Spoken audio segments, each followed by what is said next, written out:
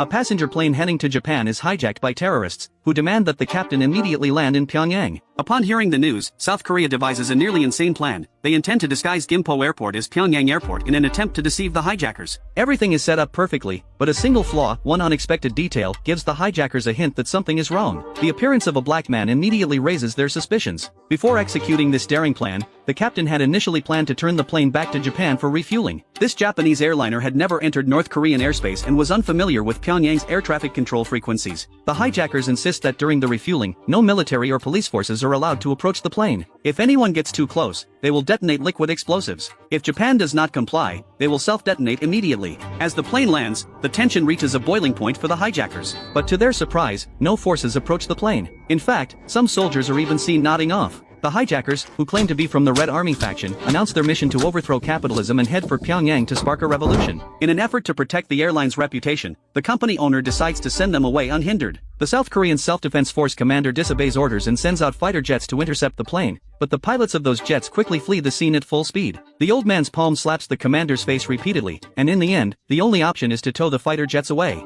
Minister Park of the South Korean Air Force learns of the situation and realizes that if the plane really lands in Pyongyang, North Korea will undoubtedly use this as leverage against Japan, demanding economic aid. Should that happen, North Korea's GDP could surpass South Korea's, a scenario they cannot allow. Minister Park decides to intercept the plane and handle the situation personally.